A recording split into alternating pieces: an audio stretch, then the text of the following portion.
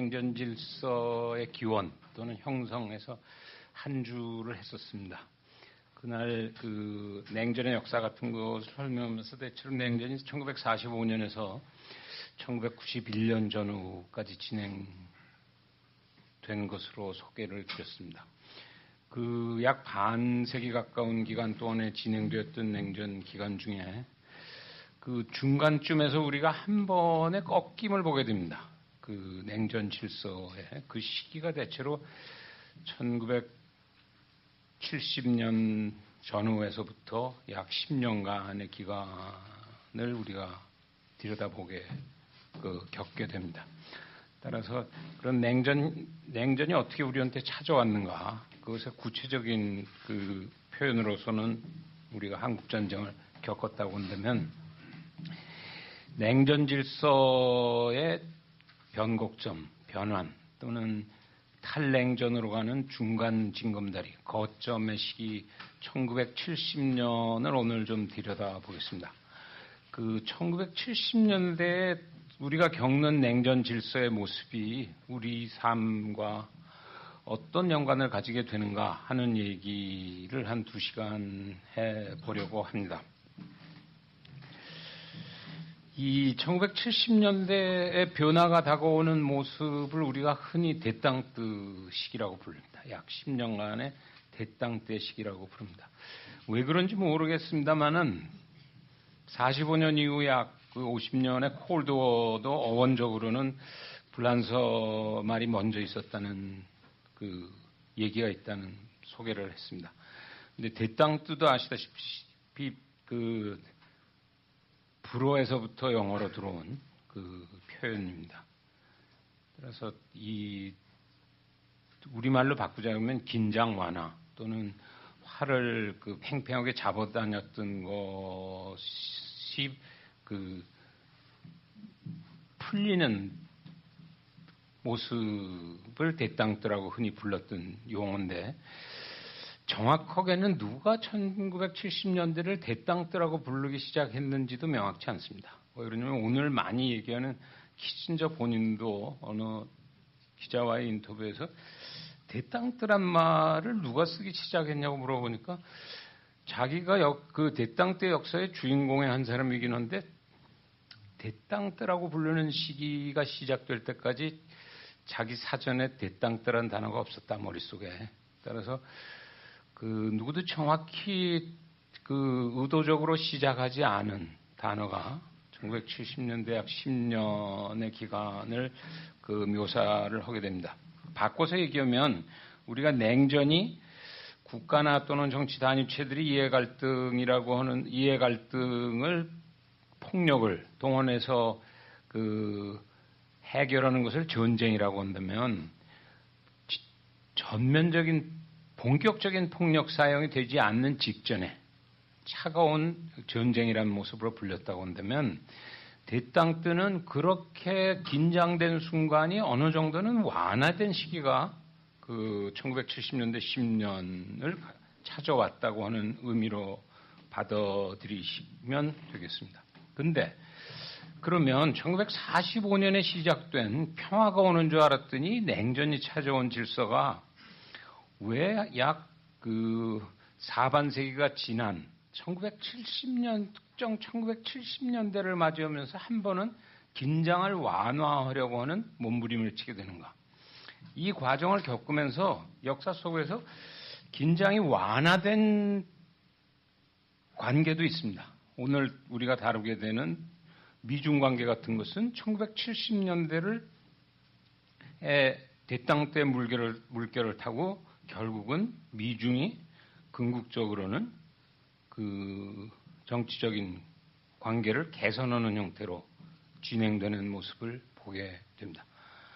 우리 같은 한반도의 경우는 대땅뜨의 시기가 왔음에도 불구하고 대땅뜨의 물살을 타는 듯 싶다가 다시 곤두박질 쳐가지고 또 다른 새로운 냉전의 그 심연으로 빠졌던 것이 한국의 역사, 한반도의 역사입니다. 그럼 왜 1970년대쯤 와서 이런 그 냉전 질서가 한 번 그 용트림을 하게 되는가를 설명하는 것에는 여전히 여러 가지 뭐 갑론을박이 있습니다만은 크게 보면 제가 여기 테이블을 두 개를 그리고 있습니다만은 쉽게 생각하자면은 냉전의 질서라고 하는 것이 미국과 소련을 중심으로 해서 세계가 양분화된 모습을 그 질서의 전형적인 모습으로 지난주에 보여드렸습니다. 그것이 1960년대에 들어서면서 양쪽이 다 일정한 변화를 겪게 됩니다. 미국의 입장에서는 1945년 냉전 질서 속에서 전 세계 질서에서 가장 중심적인 위치를 군사적인 역량이나 경제적인 역량을 기반으로 해서 그 세계 질서를 주도하는 역할을 45년부터 그 실천에 옮기게 됩니다. 첫 번째 주춤거리기 시작하는 것은 대체로 1960년대를 들어서니까 상대적으로 그동안의 나머지 국가군들 2차 세계대전을 과정을 겪으면서 상대적으로 그 전승국임에도 불구하고 취약해졌거나 또는 패전국이어서 취약해진 국가들이 서서히 회복돼 나오는 과정에서 유럽이나 일본 같은 것들이 점점 커지고 이런 과정에서 세계 질서에서 차지하고 있는 상대적인 위치는 조금씩 약화되는 변화를 60년대 들어와서 겪게 됩니다. 근데 가장 중요한 것은 그 과정에서 아마 1964년부터 미국이 그 개입하게 되는 월남전을 겪으면서 점차 미국이 여러 가지로 어려워진 국내 정치 경제적으로 어려워지는 상황을 겪게 됩니다. 이 속에서 미국이 돌파구를 찾아야 되는데 그 돌파구를 찾는 배경에는 여기에 두 개의 테이블이 대단히 중요합니다. 오른쪽 테이블만 보면 보시다시피 그 미국이 가지고 있는 GDP가 전 세계에서 몇 프로나 되느냐는 아주 손쉬운 통계입니다. 그러니까 미국의 경제력을 우리가 아주 소박하게 추정하는 모습으로 보실 수 있습니다. 편의상 50년에 잘랐습니다만은 전후 2차 세계대전 직후는 거의 50% 가까운 세계 그 GDP를 미국이 그 차지하고 있었던 것에서 대체로 테이블을 보시면 60년대 들어오면 30%로 떨어지게 되고 대땅뜨 오늘 우리가 취급하게 되는 1970년대에서의 10년 대땅뜨의 10년 기간으로 오면 25% 이하로 떨어지게 됩니다. 그 이유는 대체로 그것을 못 벗어나고 있는 것이 오늘의 모습이라고 한다면 따라서 월남전을 겪는 속에서의 미국은 경제적으로도 굉장히 어려움을 겪게 되는 사태가 발생을 합니다. 아시다시피 그 닉슨 행정부 기간 중에 그 신경제정책이라고 하는 새로운 모색을 그동안 전후 만들었던 세계 경제 질서에 상당한 수술을 할 수밖에 없는 달러를 더 이상 태환해 주지 않는다든지 이런 그 급격한 변화를 겪어야 되는 것이 하나입니다. 두 번째는 저 왼쪽의 테이블인데 좀 보시면은 그 GDP로 경제적인 변화를 따라가 보려고 하는 것이라고 한다면 1970년대 저 시기에 그 세계 군사력 분포도 이런 것을 할 때 가장 많이 사용하고 있는 것들이 핵무기 탄두수를 대체적으로 그린 그림입니다. 1945년부터 대체로 2005년까지 보시면 어떤 변화를 느끼게 되냐면 핵무기라고 하는 것이 어느 정도 가지면은 핵무기를 보유하고 있는 국가가 그 자기 안보에 대한 불안감에서 해방될 수 있냐라고 하는 것이 전후 그 핵의 국제정치가 자리 잡고 가장 큰 그 논쟁의 하나로 되어 있었습니다. 대체로 1960년대 초반쯤 들어오면 특히 맥나마라가 그 국방장관이 되어서는 어떤 그 산술 계산법을 개발하냐면 물론 그 당시에 초보적인 컴퓨터 작업을 합니다만은 1메가톤 그 핵탄두 한 1000개 정도를 가지면은 확실하게 그 상대방을 억제할 수 있다. 상대방이 나한테 감히 군사적인 행동을 할 수 없는 것의 기본량이 한 1000개 된다고 생각을 했습니다. 그래서 1000개만 가지면 되느냐 했더니 그 당시에 소위 그 머리 좋은 군사 전략가들이 아니다.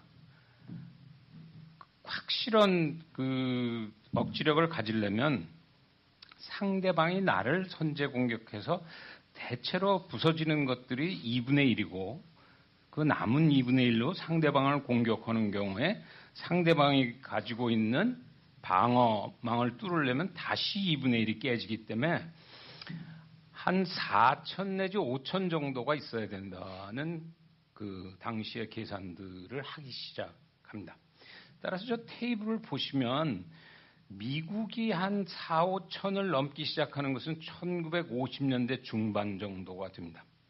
반대로 소련이 핵탄두수를 5천을 넘어서기 시작하는 것은 정확하게 연도는 안 돼 있습니다만 60년대 후반에서 70년대 초반이 됩니다. 이런 변화가 구체적으로 드러나는 것은 1969년이 소위 말하는 그 전략 핵무기 감축하는 솔트 어그리먼트에 대한 협의가 시작되어집니다. 그것은 그냥 시작되어지는 것이 아니고 양쪽이 다 어려운 표현으로 상대방에 대한 제2 공격력을 확보했기 때문에 소위 말하는 매드 시스템이 그 상호간에 있어서 확실한 그 파괴력을 핵무기들이 보유하게 됐다라고 하는 것들이 작동하는 속에서 그 솔트 협상이 시작되게 됩니다. 따라서 이 그림을 합치면은 어떻게 되냐면 미국이 국내적으로 굉장히 점점 어려워지는 속에서 군사적으로는 끊임없이 소련과 그 군비 경쟁을 특히 핵 무기 경쟁을 계속 하는 것이 사실상은 안보에 결정적인 기여를 하지 않는 단계로 접어드는 것이 1960년대 후반이다. 경제적으로는 반대로 어려워진다. 근데 그건 소련의 입장에서도 상대적으로 마찬가지다. 소련 국내적으로 그 경제가 반드시 잘 풀려지지 않는 속에서 중국과는 점차적으로 본격적인 중소 분쟁이 이루어지는 속에서 미국과의 끊임없는 군비 경쟁을 계속 해야 될 것인가라고 하는 갈림길에서 결국 그 전략 핵무기 감축 협상이라고 하는 것이 69년에 시작되어지고 상징적으로는 1972년에 닉슨 브레즈네프 정상회담이 열리게 됩니다. 그래서 이 본격적인 의미의 대땅 때 시작으로서 우리가 72년을 흔히 부르게 되죠. 그런 커다란 프레임워크에서 따라서 미국과 소련이 그동안 약 4반세기 동안 그 차가운 전쟁을 해오던 것에서부터 서서히 긴장 완화라고 하는 시기로 그 변화에 들어가는 그 모습을 일단 보게 됩니다. 그게 지구 전체적으로는 두 힘이 그렇다고 그러면 동아시아판에서는 우리가 오늘 이제 들여다보기는 미중 간에 있어서의 긴장 완화라고 하는 것이 72년 그 2월 닉슨의 중국 방문이라고 하는 것을 통해서 겪게 됩니다. 한편 유럽은 1975년에 그 CSE 35개국이 모여서 헬싱키 합의라는 것을 이루게 돼서 얼른 보기에는 그 당시의 역사를 보면 뭔가 돼가는 것이 아닌가. 이제 우리는 냉전을 졸업하는 것이 아닌가. 1970년대. 그런 적지 않은 기대를 가지게 되는 시기가 옵니다. 그러나 역사라는 건 읽기가 쉽지가 않아서 그런 그 분위기가 채 5년도 못 가서 1979년에 소련의 아프가니스탄 침공으로 다시 한번 신냉전의 시기를 마지막으로 맞이하고 그것이 그 다음에는 다시 10년쯤 지나서 탈냉전으로 연결되는 그 길을 걷게 됩니다. 근데 오늘 하려고 하는 것은 이런 얘기들은 지금 제가 아주 넓은 백그라운드로 깔은 것이고 그냥 초보적으로 대땅뜰은 무엇인가를 여러분들이 이해하기 위해서 찾아보시면 어디서나 해설해주는 내용들입니다. 근데 제가 관심이 있는 것은 그런 일반론 또는 미국인이나 소련인으로서 대땅뜰에 관심이 있는 것이 아니라 한국인으로 또는 한반도의 한 사람인으로 또는 아시아인으로서 대땅뜰에 관심이 있는 것이기 때문에 약간 다른 각도에서 이 대땅뜨와 대땅뜨와 우리라고 하는 문제를 들여다보려고 합니다. 여러분들하고 고민을 해보려고 합니다. 그 방식으로는 10년이지만은 10년을 사실은 복원한다는 것이 그렇게 간단한 일은 아니라고 생각을 합니다. 더구나 그 시기가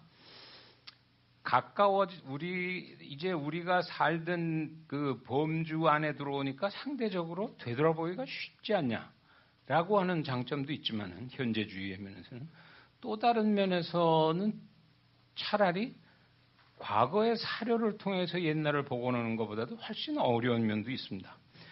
따라서 대땅뜨와 한반도라는 시각에서 제가 여러 가지로 고민하다가 고른 것은 세 개의 사건 또는 세 개의 사건을 보여주고 있는 세 개의 문건들을 어떻게 우리가 읽을 수 있는가 하는 겁니다. 오늘 하려고 하는 것은 하나는 동아시아를 중심으로 보면 미중 관계의 대땅뜨의 모습이기 때문에 미국과 중국은 어떻게 1970년대에 긴장 완화에 성공했던 것인가라고 하는 것을 보기 위해서 키신저와 주을레의 비밀 협상이라고 하는 것을 동아시아의 대국 관계로서 하나 보겠고, 두 번째는 그 과정에서 나타나는 한국과 미국 사이에 진행되어지는 여러 가지 애완의 스토리들을 보기 위해서 그것을 상징하는 것으로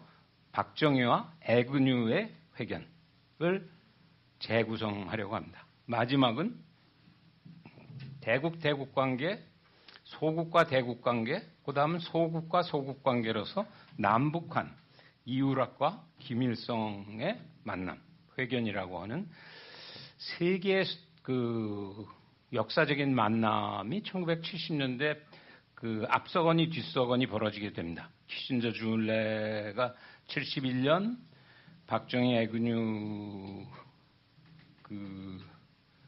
만남이 70년, 이우락 김일성 72년, 그러니까 굉장히 밀접하게 얽혀진 속에서 그 드라마는 진행되고 있는 것들이라고 할 수 있습니다. 이 그림은 아마 18세기 청조를 제가 터면서 소개해드렸던 그림이었던 것 같습니다. 데이비드 해크니의 어떤 현실을 다초점 렌즈로 장기간 찍으면은 그것이 현실의 복합적인 재구성에 훨씬 가까이 갈 수 있냐고 하는 모습에 관한 샘플로 보여드렸던 그림인데 왜 여기 다시 싣고 있냐. 18세기 청조를 복원했던 것이나 마찬가지로 1970년대를 이런 시각에서 한번 다시 그려보려고 하는 게 오늘 제가 말씀드리려고 하는 것의 핵심적인 내용입니다. 또 동시에 동아시아 연구원에서 공부 모임으로 하고 있는 한국의 안보 문제를 연구하는 팀들이 이제 막 시작하고 있는 프로젝트가 오늘 하는 1972년 동아시아의 어느 날과 2012년의 동아시아의 어느 날을 데이비드 해크니가 찍은 것처럼 동시에 조명하면은 어떤 모습의 동아시아를 또 한반도를 보는 사람이 입체적으로 체험할 수 있게 될 것인가 하는 실험 같은 것을 지금 해보려고 하고 있기 때문에 그것과 연관된 모습 시각에서 오늘 얘기를 아마 진행하게 될 것 같습니다. 아시다시피 세계의 사건들은 보통 그 사료를 정리하는 과정에서는 뭐 요즘 그 대선 과정에서도 NLL을 봤냐 못 봤냐 이런 시비들이 걸려 있습니다만 통례적으로는 30년 룰이 적용되기 때문에 72년이면 대체로 2002년 정도가 공식적으로는 그 아주 예민한 사료를 빼고는 공간될 수 있는 시기로 넘어가는 시기에 해당합니다. 따라서 그런 의미에서는 72년 스토리들, 지금 말하는 70년의 그 박정희 애군이나 72년 그의 주울레 키신저나 또는 그 이유락 김일성 만남에 관한 기록들이 공식적, 비공식적으로 우리가 서서히 볼 수 있도록 공간되기 시작하고 있습니다. 따라서 그런 것들을 활용해서 그 사료들을 가지고 복원을 해보려고 하는데 단 제가 의도하는 것은 단순히 그 사료가 공간되어지면 그 사건의 진실은 밝혀지는 것인가 라고 하는 것이 아니라는 얘기를 오늘 좀 드려보려고 합니다. 얼마나 성공하는지는 모르겠지만은 다 그게 두 사람의 짝인데 주울레와 키신저가 악수를 하는 모습과 박정희와 애군이가 하는 악수와 그 이유락과 김일성이 하는 악수를 아마 한꺼번에 사진을 모아놓고 있지는 않습니다만 사진만 보아도 제가 1시간 반 이상의 설명 안 하더라도 그 세 사진이 그 분위기나 어떤 그 사태가 전개되고 있는가를 뭐 상징적으로 보여주고 있는 모습이라고 할 수 있습니다. 가령 예를 들어서 이게 주울레고 키신저의 모습인데 미리 결과를 알고 봐서 그런지 모르지만 보시면 대체로 저 두 사람을 만나면 어딘가 성공할 것 같은 주울레 굉장히 물론 젓가락질은 뭐 동양 사람들이 잘 하니까 그렇습니다만은 키신저가 저렇게 얌전한 모습으로 주울레가 젓가락질을 하는 걸 받아먹는 사진이라고 하는 것은 천하의 키신저로서는 아마 굉장히 이례적인 사진이라고 할 수 있습니다.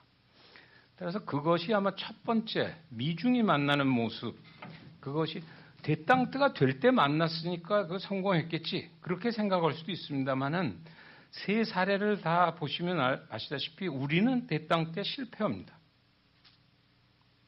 Rise and fall, 대땅뜨가 오는 듯 하다가 그 무너져 버리는 것이 한반도라고 그러면 미중 간에는 어떻게 해서 그러면 그 대땅뜨가 결과적으로는 자리 잡게 되는가 미중 관계에 하는 것이 첫 번째로 우리 경우에 대단히 조심해서 볼 필요가 있다. 또 미중이 관계 개선을 한다고 하는 것은 그 동아시아의 일원으로 있는 우리 입장에서는 어떤 의미를 가지는 것이냐 하는 것이 대단히 중요하다. 따라서 그 대땅뜨의 세 만남 중에 첫 번째를 미중 관계의 만남, 또 이들은 어떻게 해서 성공할 수밖에 없었는가, 또 그 속에서 한반도의 문제는 이 두 사람 또는 미중에 의해서 어떻게 다뤄지고 있었던가라고 하는 것을 그 백그라운드로 좀 정리를 해야 그 다음 한미 관계는 어떻게 됐던가 그 시기에 남북한 관계는 어떻게 됐던 것인가라고 하는 아마 그 조금 더 총체적인 그림을 그릴 수 있다고 생각을 합니다. 저기 연표를 잠깐 보여드리고 있습니다만은 지금도 그 정확한 그림을 그리기는 쉽지 않습니다. 왜 미중이 만나게 됐는가? 얼른 생각하면은 사실은 굉장히 만나기 어렵습니다. 남북한이 만나기 어려운 것만큼이나 미중도 한국 전쟁을 매개로 해서 그 직접 그 전투를 치렀던 적대 관계였기 때문에 상대적으로 만나기 어려운 관계에 놓여 있는 두 나라가 어떻게 해서 그 1972년에 닉슨의 역사적 방문이 성사가 되는가라고 하는 얘기입니다. 키신저가 원차이나에서는 조금 애매하게는 이런 그 추정을 하고 있습니다. 양쪽의 이해가 서로 맞아 떨어질 수밖에 없었다. 당연히 이해가 맞아 떨어졌으니까 그 만남은 성사가 됐겠죠. 먼저 미국의 입장에서 보면 아까 말씀드린 대로 미국은 월남전을 64년 전면적으로 개입했다가 서서히 그 수렁텅으로 빠져들어가면서 어떤 형태든지 빠져나와야 되는, 군사 전략적으로는 소련하고 서서히 이제 더 이상 갈 수 없을 만큼 갔고 경제적으로는 점점 어려워지는 속에서 소련과의 돌파구로서 일단 대땅들을 모색하는데 그것과 연관되어져서 중국과의 관계를 개선한다고 하는 것이 어떤 의미를 가지게 되는 것인가 하는 것입니다. 미국의 입장에서 보면 소련과 중국을 다 적으로 놓고 그 상대를 하는 것보다는 소련과의 대땅들을 모색하면서 중소 관계에 있는 중국을 상대적으로는 조금 더 그 긴장을 완화된 모습으로 품을 수 있다고 한다면은 일석이조의 효과를 거둘 수 있다는 생각을 그 닉슨 팀이 들어서면서 하게 됩니다. 따라서 가능성이 있다 그러면은 중국과의 그동안의 적대 관계를 유지했던 것을 어떻게 풀 수는 없을까 하는 생각이 닉슨이 대통령이 된 1968년부터 이미 서서히 시그널을 보내기 시작하게 됩니다. 한편 그 상대에 있는 중국은 아시다시피 60년대는 중국은 국내적으로는 문역을 겪는 시절입니다. 문역을 겪는 시절에서는 미제국주의에 대한 격렬한 그 반제 투쟁이 있을 수밖에 없습니다만은 중국의 입장에서는 또 다른 면에서 보면 바깥으로는 그 당시에 가장 그 주적 개념으로 가장 안보에 위협을 주고 있었던 것은 역설적으로는 소련이었습니다.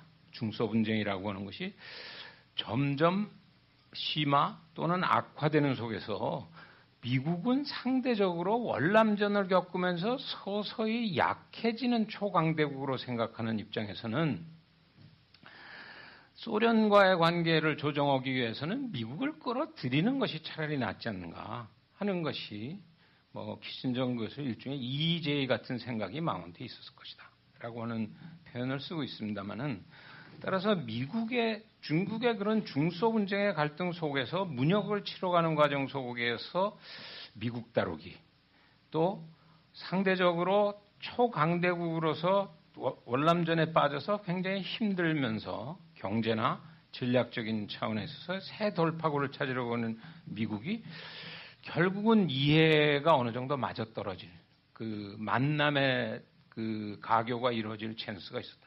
그러면 주울레나 키신저라고 하는 것은 결국은 대단한 일을 한 것이 아니지 않느냐. 역사의 필연적인 그 환경이, 구조가, 경제적인 그 구조나 또는 군사 전략적인 구조가 미중이 그동안의 적대 관계에서부터 화해 관계로 전환될 수밖에 없었던 것 아니냐. 이렇게 얘기하실 수 있습니다만은 실제 들어가서 보면 반드시 그런 것은 아니다. 그것은 그 속에서 그 갈등을 화해로 만들어내는 드라마를 만들어내는 데에서는 키신저와 주울레의 역할이라고 하는 것은 그 우리가 주목해서 봐야 될 수밖에 없다라고 하는 지적입니다. 그 어떤 걸 보고 그런 걸 느꼈냐 그러시면, 전에도 제가 말씀드렸습니다마는 한국에서 무슨 외교관이 되고 싶거나 또는 국제정치학자가 되고 싶으면 무슨 책을 보면 좋습니까? 그런 질문이 받을 때 내가 보통 권하는 것은 책을 보지 말아라. 또 어설픈 교과서를 읽지 말아라. 꼭 보고 싶다 그러면은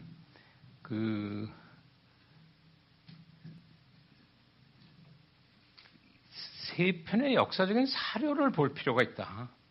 그러면서 제가 예를 든 것이 한반도에서 사는 외교관으로서나 한반도에서 국제정치학을 하는 사람으로서 관심을 가져야 될 것은 하나는 한반도나 동아시아를 중심으로 한 대국 관계가 하나고, 두 번째는 대국과 소국 관계가 하나고, 세 번째는 소국과 소국 관계가 하나라 그러면 그 세 개를 상징하는 세 개의 역사적인 문건은 왜 그것이 70년대에 집중되어 있냐? 그건 뭐 별로 이상하지 않은 부분이 있습니다. 왜 그러냐 하면 전쟁적인 상황이 벌어지는 경우는 그것이 폭력으로 해결되어지기 때문에 외교가 설 땅은 없습니다. 그것은 군인이 결정해야 되는 것이고, 국제관계는 외교가 결정해 관계가 너무 좋아지면 그것은 굳이 외교관이 이해 갈등을 풀어야 될 계제도 별로 없기 때문에, 따라서 대땅들하고는 묘한 시기에 나타났던 대국 관계의 역사적인 문건, 미중 간의 문건, 남북 간의 문건, 한미 간의 문건이 중요할 수밖에 없고, 문서를 45년이 아니고 뭐 19세기부터, 경우에 따라서는 이 전체 렉처를 제가 BC 10세기부터 그 역사적인 사료를 지루하지 지루하셨겠지만 지루하지 않을 만큼 제가 소개를 하고 있습니다만은 그 중에 가장 드라마틱한 문건들이다. 그래도 아마 읽기 불행하게도 그 번역이, 우리말 번역이 완전히 돼 있지 않아서 그 우리말로 보시려면 애로가 있습니다만은, 예를 들어서 지금 미중 관계에 키신저와 줄레가 얼마나 줄타기를 해서 그러면 그것을 성공적으로 그 미중 대땅들어 끌고 가냐고 하는 협상이, 저기에서 보시다시피 1차 비밀 협상이 이루어지는 것이 71년 7월 9일부터 7월 10일입니다. 1차 그 비밀 협상, 그 당시의 표현을 이제 마르코 폴로의 뒤에 폴로로 해서 오퍼레이션 폴로 1. 두 번째 비밀 협상이 71년 10월 일주일 동안에 오퍼레이션 폴로 2. 첫 오퍼레이션이 대체로 17시간의 그 난상 토론입니다. 줄레와 키신저 간에. 두 번째 토론이 25시간 정도의 토론입니다. 밥 먹는 거 빼고 그렇기 때문에 토론만 42시간, 그 당대를 대표하는 두 그 막강한 전략가가 40여 시간의 그 치열한 토론이 필요하다는 것은 아까 말한 대로 1960년대 사태가, 정치, 경제, 군사 전략적인 사태가 미중은 만날 수밖에 없었던 것이라고 하기보다는 그러한 그 주어지는 초보적인 여건을 최종적으로 그 성사시키려고 하는 거의 42시간의 치열한 그 토론이 전개됩니다. 현재까지는 미국 쪽 영어로는 거의 90% 이상 트랜스크립트가 복원되어 있고, 중국어로 100% 복원되어 있지 않기 때문에 조금 반쪽이긴 합니다만은, 그러니까 영어로 우리가 이제 들여다볼 수밖에 없는 부분들이 걸려 있습니다. 따라서 저기 보시다시피 1차 비밀협상, 2차 비밀협상, 마지막에 조금 그 마무리를 하느라고 그 밑에 헤이그가 다시 정초에 가서 협상을 하고, 최종적으로 그 2월 말에 닉슨의 중국 방문이 이루어지게 됩니다. 제가 그 외교관이나 국제정치학 같은 것을 전공하거나 본격적으로 보고 싶어 하려고 하는 경우에 대국 관계에 반드시 권하는 것은, 결국 그러면 우리가 최종적으로 알게 되는 것은 1972년 2월 28일에 소위 말하는 상하이 커뮤니케라고 하는 것이 미중 간에 나오게 됩니다. 그 커뮤니케가 나오게 되는 과정 뒤에는 저기서 말하는 키신저와 주울레의 40여 시간의 긴 토론이 진행됩니다. 따라서 커뮤니케를 들어가서 보면 커뮤니케 자체는 어떻게 되어 있냐면 대강 이런 구도로 되어 있습니다. 중요한 항목이라고 하는 것들에 해당하는 것들이 대만, 인도차이나, 한반도, 일본, 인도, 파키스탄, 소련, 그리고 물론 이제 그 중국 문제가 그 미중 문제 이렇게 해서 샹하이 커뮤니케가 형성되어지는데 그 앞에 폴로 1, 오퍼레이션 폴로 1과 오퍼레이션 폴로 2를 그 들여다 보면서 샹하이 커뮤니케를 옆에 놓고 보면 이게 결국은 어떻게 해서 협상이 진행되어져 가지고 최종적으로 합의가 이루어지는가를 그 공부할 수 있는 굉장히 중요한 자료입니다. 보통 우리가 그 어떤 역사 국제 정치를 바라다 보는 경우에 그 신문이나 또는 학자들이 하고 있는 연구나 이런 것들을 보지 말아라. 그것은 각자 자기네들의 일종의 자기 자유에 가까운 것이지 실제 역사가 진행되는 현실의 그 내면을 보여주고 있는 것이 아니라고 그 많은 지적들을 하고 있는 이유를 이런 케이스를 하나 자세히 볼 필요가 있다고 하는 것입니다. 그 샘플을 한국부터 시작을 해보면 샹하이 커뮤니케의 한국에 관한 기록이라고 하는 것은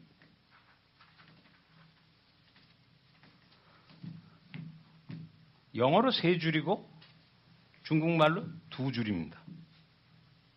샹하이 커뮤니케는 독특하게 짜여져 있어가지고 보통은 양국이 정상회담이 이루어지면은 양쪽이 합의하에 그 스테이트먼트를 만드는 과정을 겪습니다만은 마오의 주장에 의해서 그러지 말고 미중은 입장이 굉장히 다르니까 각자 자기가 입장이 다르면 입장이 다른 대로 그것을 나열하고 합의가 되는 부분만 그 집어넣는 형태로 짜자.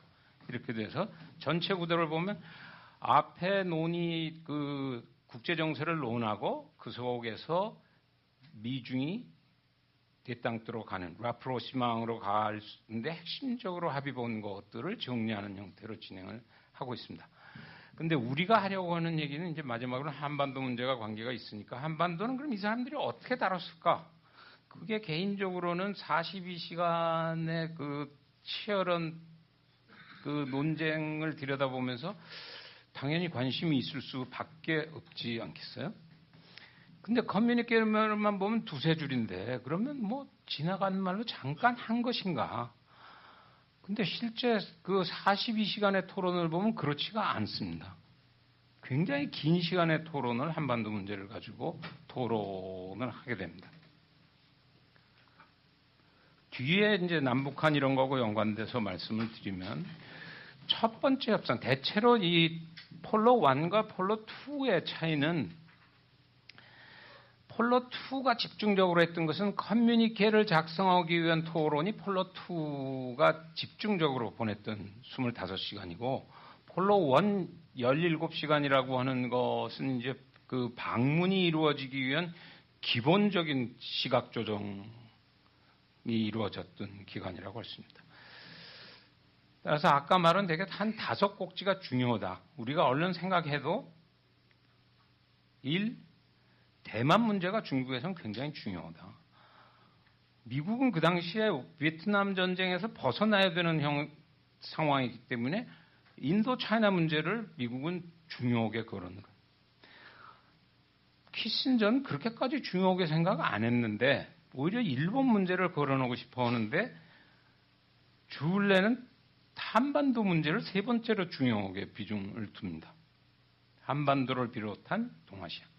4번째는 인도 차이나.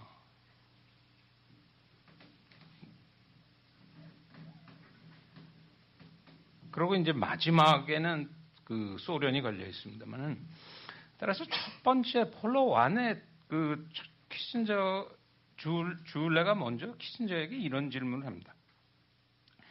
우선 대만과 인도차이는 서로 장국멍군하는 것이기 때문에 서로 그것을 밀고 땡기고 난 다음에 그러면 결국 주한미군도 나가야 되는 것 아니냐 라고 하는 첫 질문을 던지게 되는데 그것에 대한 키신저의 대답입니다.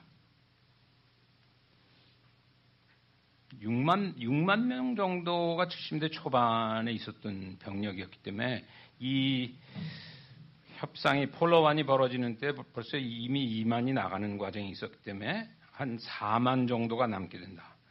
근데 자세히 보셔야 될 게 그 영어 문장들입니다. 그 문장은 어떻게 되어 있냐 하면은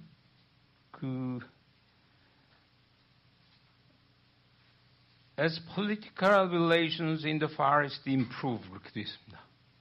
극동에서 국제관계가 증진하면 더 철군을 해가지고 어쩌면은 very few or no U.S. troops left there 그런 대답을 합니다. 우리가 처음 보기에는 굉장히 조심스러운 사실은 대답이죠.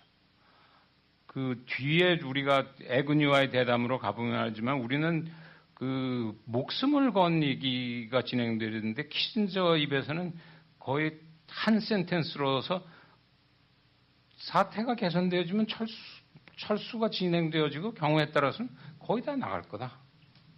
또 주울레가 던지는 첫 번째 궁금함도 너희 주한미군은 어떻게 하는 것인데? 라고 하는 것이 첫 번째 질문입니다.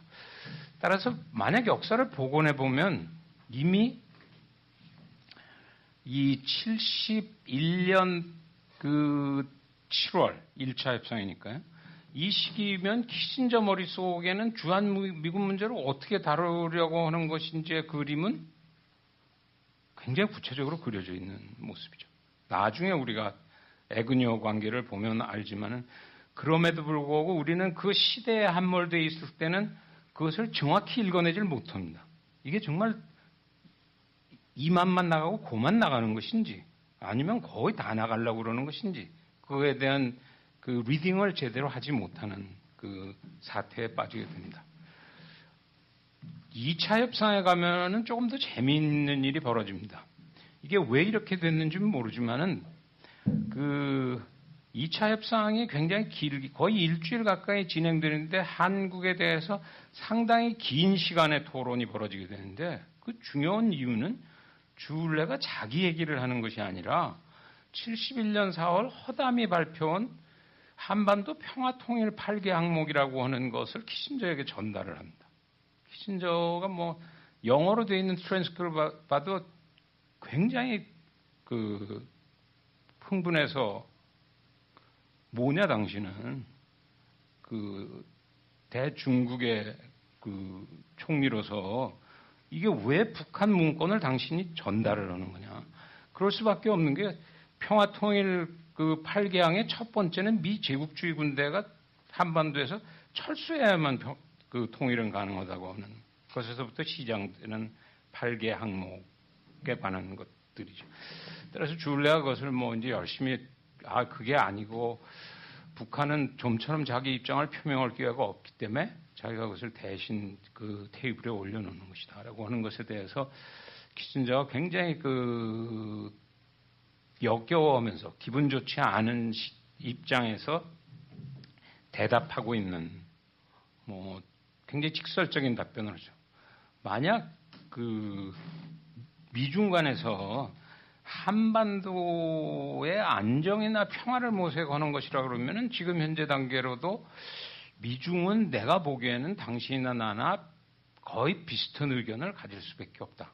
근데 은유적으로는 그 8개항이라고 하는 것은 사실은 그 현상 유지를 의미하는 것이 아니라고 키신저는 읽고 있는 것이죠. 그러니까 만약 남한에 있는 정부를 제거하겠다는 없애겠다고 하는 거라고 그러면 얘기는 달라진다. 그때는 그 미중이 같은 길을 갈 수는 없는 것이다.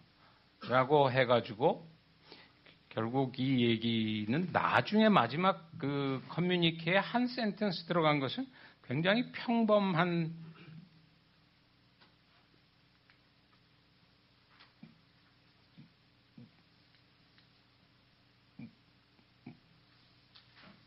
글귀로 들어가게 됩니다. 저기 보시다시피 위는 미국이 표현한 것이고 밑은 중국이 표현한 표현입니다.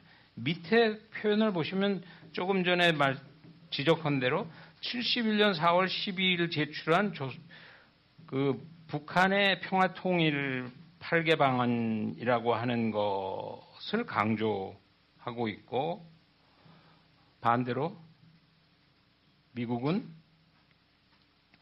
그런 이 8개와는 관계없는 그 한반도에 있어서 평화를 위해서 그 긴밀한 관계를 유지할 수밖에 없다고 하는 지적을 하고 있습니다.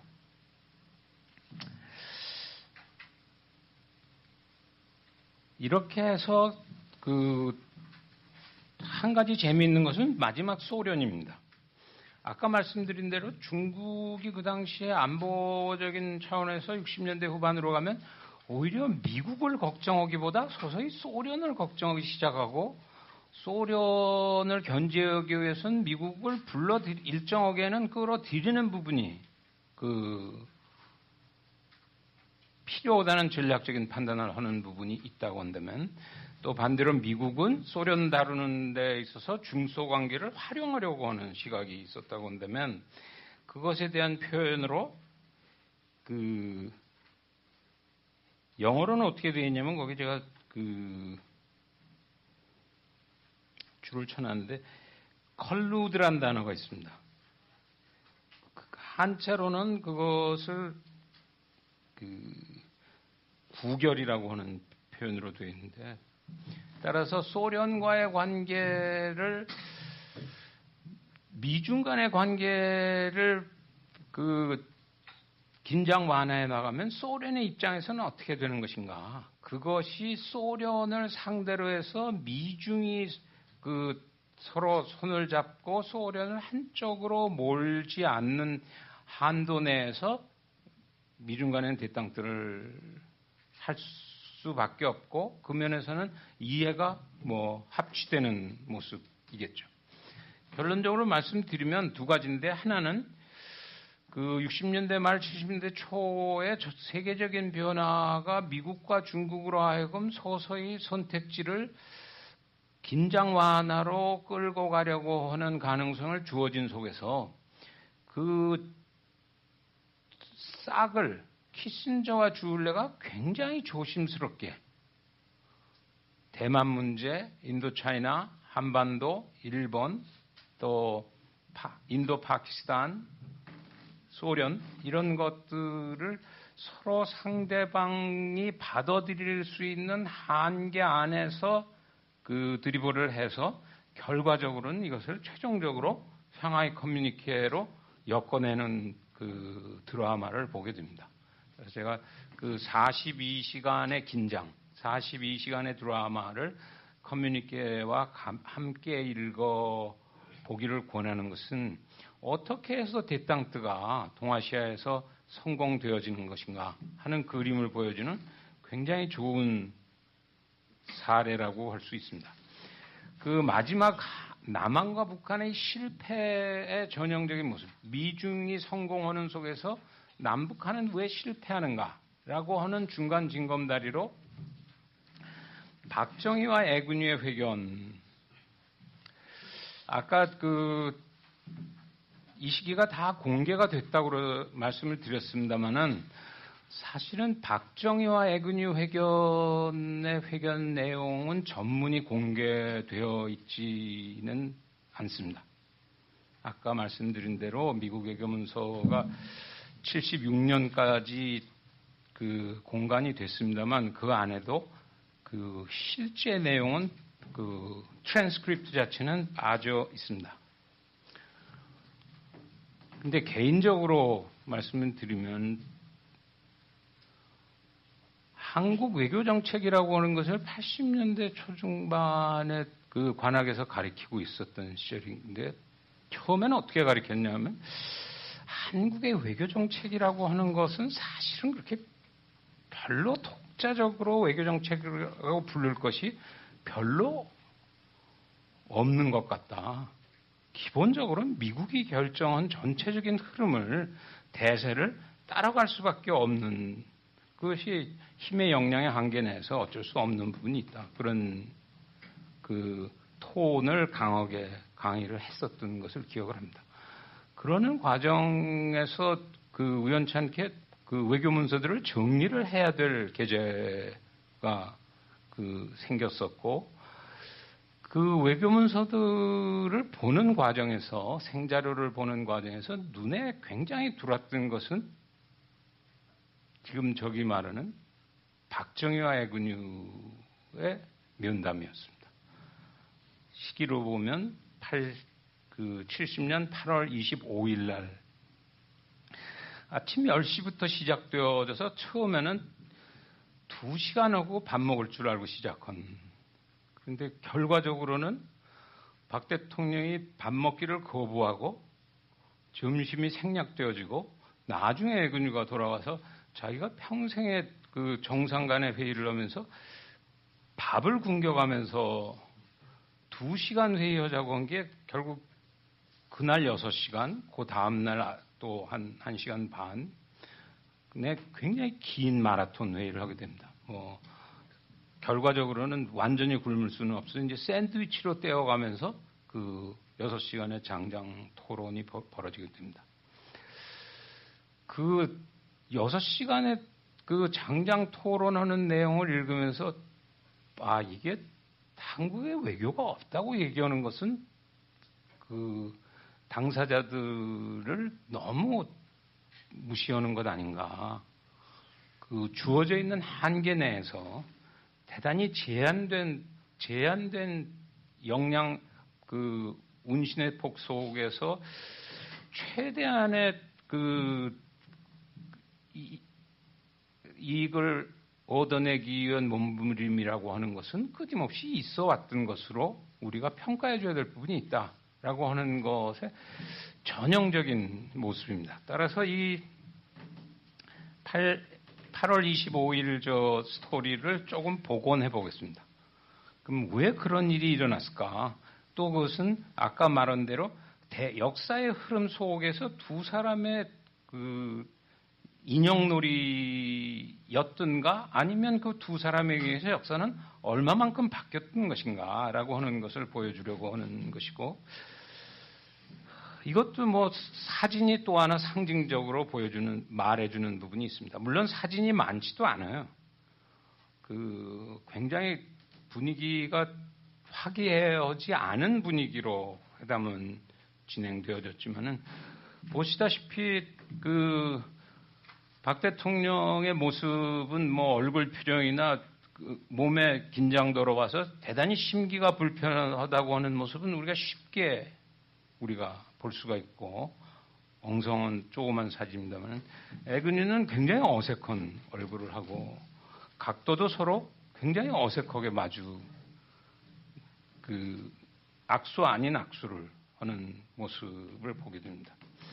그럼 애근이가 왜 8월 이렇게 어떤 면으로 애근유 입장에서는 수모를 당했다고 생각하는 모습으로 한국을 들러가게 되는 것인가 하는 것입니다. 스토리는 대체로 약간 그 백으로 돌아가면 카메라를 뒤로 돌리면은 69년 정도부터 스토리는 시작되어집니다.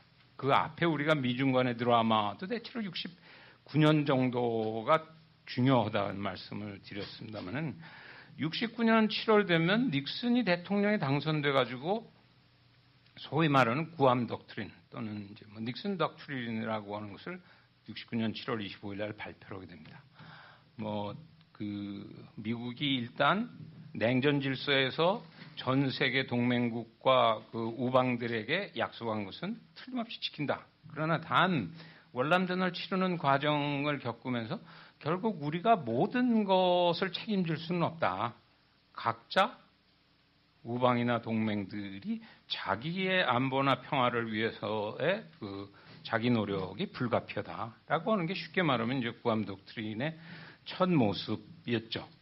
근데 우리는 어떤 오해를 일으키냐 하면 그 직후에 박 대통령하고 닉슨의 굉장히 그 비공식적인 샌프란시스코에서의 간략한 그 만남이 있게 되는데 그 자리에서 만난 과정에서 박 대통령은 어떻게 주관적인 판단을 하느냐 하면 아시아의 그 전쟁과 평화는 아시아인으로, 아시아의 평화는 아시아인으로 이러지만은 한국은 월남전에 가장 그 많이 파병되어져서 미국의 안보를 위해서 가장 그 많은 기여를 하고 있는 혈맹으로서 주한미군은 예외라고 그 구암 독트린에 포함되지 않는 것으로 주관적인 그 인상을 받게 됩니다. 그 당시에 닉슨이 그렇게 생각을 했는지 아니면 닉슨이 이미 생각은 그렇게 하고 있지 않았었는지라고 하는 것은 판단이 쉽지 않습니다. 따라서 외교관이나 또는 국제정치학이나 외교사를 공부하는 사람으로서 문서나 이런 것들을 사료를 그냥 줄줄이 읽으면은 역사가 복원되리라고 생각하는 것은 엄청난 착각입니다. 거기에는 죽어 있는 글이 있을 뿐이고 현실이라고 하는 것은 엄청난 고도의 상상력이 필요로 한다. 글자로만 보면은 공식적으로 드러나는 것은 69년 11월 24일 지금 문서가 공개됐다고 그러니까요. 키신저한테 보내고 있는 닉슨의 짤막한 그 지시 문서가 있습니다.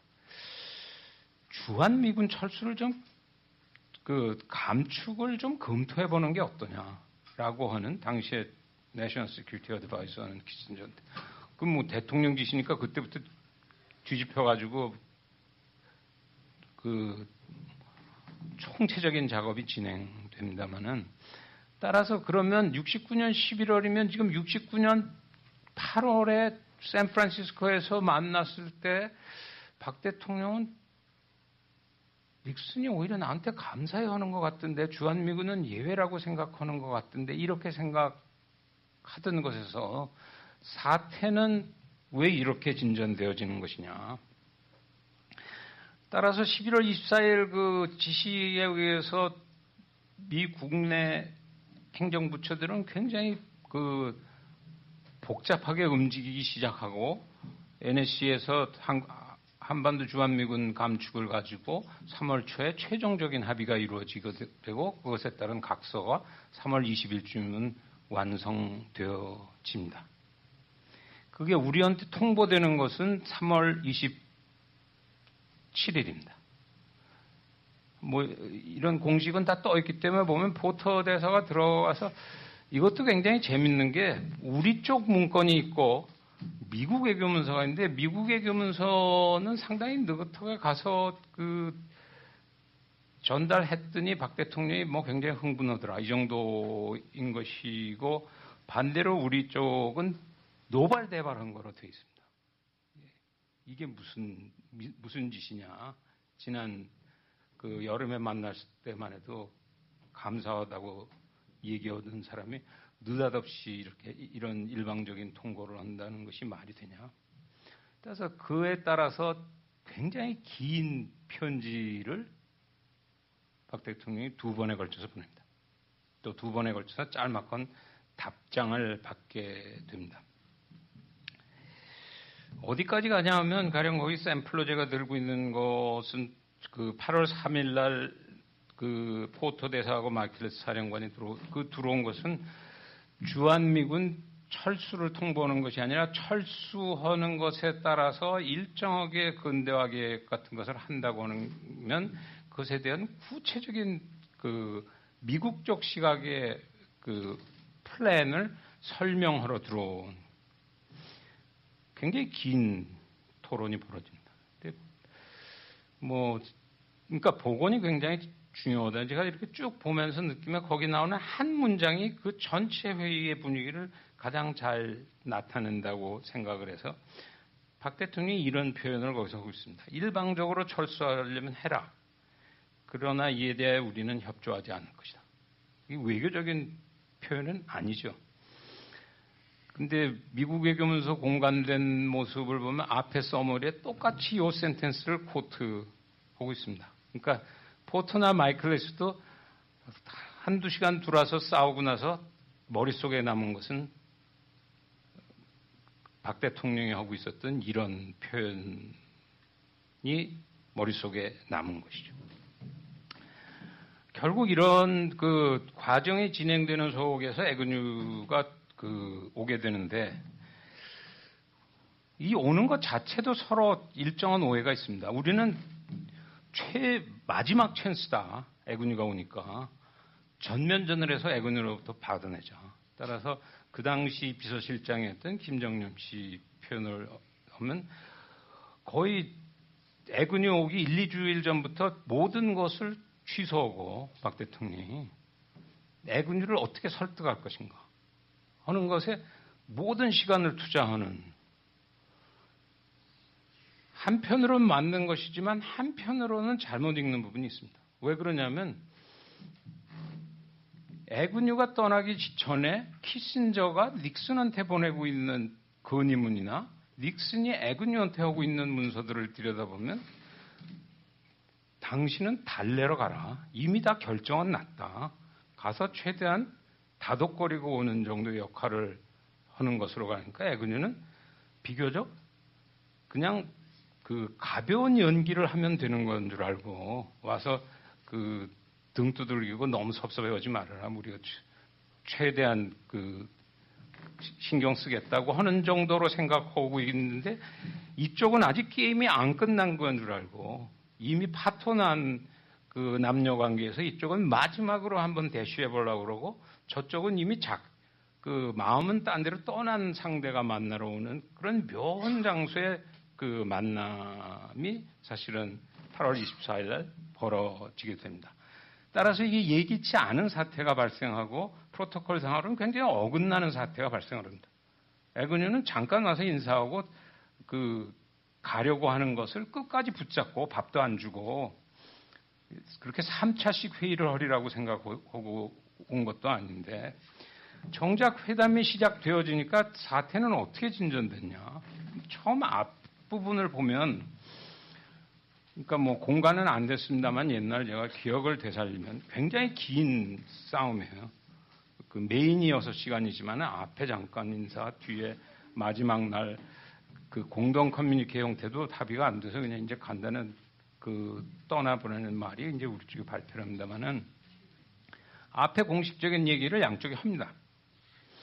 그거는 우리가 대강 이해할 수 있는 표현을 에그뉴 부통령이 닉슨 덕트린이라고 하는 것이 작년 7월에 발표가 됐지만은 현실적으로 지금 미국이 걸려 있는 여러 가지 문제, 그 중에도 특별히 경제적인 여건이나 이래서 국방 예산의 대폭 감축이나 이런 것을 통해서 어쩔 수 없이 주한미군의 일부 감축이 불가피하다라고 하는 설명. 박 대통령이 그걸 받으면서 시간이 길어진 게 굉장히 길게 에그뉴의 이제 설교를 하게 됩니다. 설득을 하려고 하는 굉장히 긴 얘기를 하게 됩니다. 왜 지금 나가면 안 되는가? 주한미군이 지금 나가면 안 된다고. 사실은 박 대통령도 주한미군 이렇게 간절하게 바지 끝을 잡아도 나갈 것이라고 하는 생각은 이미 할 수밖에 없었죠. 3월 27일 날 와서 공식 통보하고 그다음은 포터와 마이클리스가 구체적인 철군 계획과 그것에 따른 최선의 군사적인 지원이라고 하는 것에 대한 미국 쪽 안까지 들은 한도 내에서 떠나려고 하는 이 사람들을 잡을 수 있는 것인가에 대한 확신이 있었다고 할 수는 없는 상황이죠. 따라서 지금 사태에 떠나면은 엄청난 사태를 우리가 겪어야 되는지 모른다. 그것은 한반도적이고 동시에 동아시아적일 수도 있다라고 하는 설명을 하고 있습니다만은 동시에 박 대통령도 이것이 나간다고 하는 경우는 머릿속에 잡히는 건 두 가지 문제죠. 나가려면 하나는 최대한 늦게 나가야 되고 최소한이 나가야 되는 문제가 하나 있고, 또 하나는 그 나가는 것에 빈 공백을 메꾸려면은 한국군 근대화 계획이라고 하는 것을 군사력을 대폭 강화해 줘야 된다라고 하는 두 개의 카드를 받은 싸움이 어떻게 진행되냐 하면 박 대통령은 이것을 링크를 하려고 합니다. 철군하고 근대화 계획이라고 하는 것이 근대화 계획이 원하는 만큼 되어져야 제한된 철군이 되는 것이라고. 근데 애군인은 떠날 때 지시를 받고 온 것은 그것은 주한미군이 우선 철수하는 것이고 그것은 관련은 있지만은 related but separate 이렇게 지시를 받고 있었기 때문에 근대화 계획에 지원을 하는 것은 종속적으로 따라붙을 수 있다. 그 싸움부터 들어가서 이것이 좀처럼 타협을 보기가 어렵습니다. 저기 서머리를 하고 있는 것처럼 애근유가 트루프 위스드로우하고 밀리터리 모더나이제이션 프로그램 이렇게 엮은 거에 대해서 박 대통령이 요구하고 있었던 것은 거기 그 셋으로 요약되고 있는 파트 부분인데 어디까지 가냐면 싸움이 애군이가 나중에 답다 보니까 이렇게 사태가 진정을이라고는 생각을 안 하고 회담을 왔는데 예방을 온 것 같이 왔는데 나는 그런 권한이 없다. 그렇게 내가 그 정부 훈령에 따라서 지금 회견을 하고 있는데 당신이 그것을 한국군 근대화 계획이 먼저 가고 그것에 종속적으로 주한미군 철수가 따라붙어야 된다고 그러는데 그건 우리 정부 방침하고 어긋나서 내 마음대로 할 수가 없다 그러니까 박 대통령이 뭐라 그러냐면 그래도 내가 일국의 조그만 나라의 대통령인데 그럼 나하고 협상을 하려면 당신이 정권을 가지고 협상을 하러 와야지. 그 정부의 기본 입장을 가지고 왔기 때문에 그 협상을 할 수 없다 그러면은 훈령을 다시 받아가지고 와라. 그러니까 이게 회의가 오래 가게 된 게 어떻게 보면 굉장히 복잡한 사태입니다만은 애군유가 실제 본국에 조회를 하죠. 너무 강하게 박 대통령이 얘기를 하기 때문에 저쪽에서는 이것을 링크하자 그러는데 당신네들은 나보고 가면서 related but separate로 생각하고 처리하고 오라고 그랬는데 이게 두 개가 타협 가능한 것이냐라고. 타협 불가능하다고 그 헤드쿼터 쪽에서는 답신을 받게 됩니다. 그래서 결과적으로는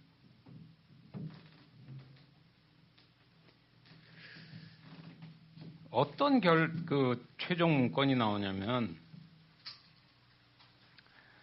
그 마지막 날 1시간 반쯤 마무리를 하고도 공동성명을 못하고